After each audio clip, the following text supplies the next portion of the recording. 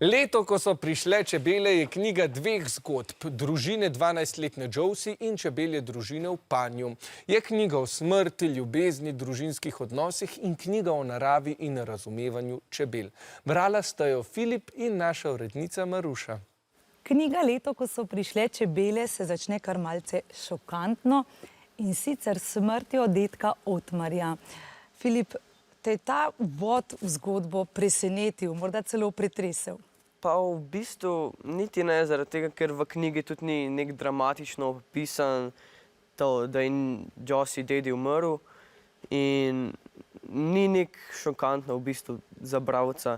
Kakšen je imel odnos do čebel, dedi Otmar? Ko je bil star dedek 12 let, so mogli iz lastne države se izseliti in njegov oče, torej Josie in pradedi, je vzel čebele s sabo in je dedek ves cajt preživel zraven njih in se je res navezal na njih. Pokazala so mu življenjsko pot, kako se iz krize izvleči v sedanjost in iti naprej. Knjigo je odlično prevedla Renata Zemida, zato jo sedaj pozdravljava v najini družbi. Knjiga se zavrti okoli čebeljega življenja in življenja Josie. Kakšne so podobnosti ali pa morda razlike med tema dvema skupnostima? Živja. Ja, pri čebelah zagotovo ni sebičnosti. Čebele nikoli ne solirajo. O vsem se pogovarjajo, komunicirajo, drugo podpirajo. Recimo zjutraj se skupaj dogovorijo, kam bodo šle na pašo. In zanimivost, ki so jo odkrili pred kratkim, je tudi, da se mlade čebele učijo od starejših čebel, torej prihaja tudi do prenosa znanja. To pa je nekaj, kar nam je skupno z ljudmi. Hvala lepa, Renata. Filip, ti si zmagovalec lanskoletne sezone Male sive celice, ena taka brihtna buča, pa vendar prepričana sem, da te je tale knjiga naučila veliko novega.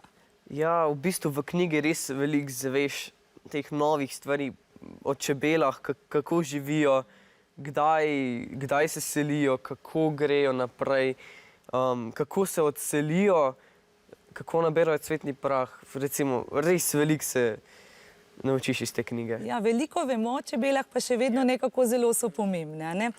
Veš, zakaj mi je bila ta knjiga tudi zelo všeč? Ker ima pa veliko življenjskih modrosti. A si zadaj eno podeliva z gledalci? Lahko, ja. V življenju se ne smeš ozirati nazaj.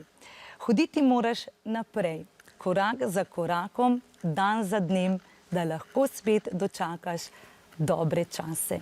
In prepričana sem, da odlični časi čakajo naše tekmovalce v studiu. Ja, Maruša, za prihodnost telih naših bistrih in pridnih čebelic se ni zabati. Prvi izziv, ki jih pa čaka, je tole vprašanje.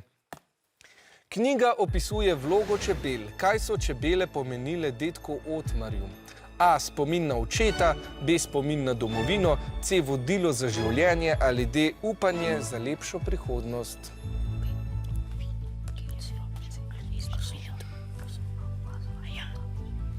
Kako pozorno ste poslušali prispevek, menite, da je to C. Filip pove, da je Otmarjev oče v begu iz domovine s sabo vzel čebele, Otmarju pa so pomenile življenjsko pot in način, kako se izvleči iz krize in iti naprej.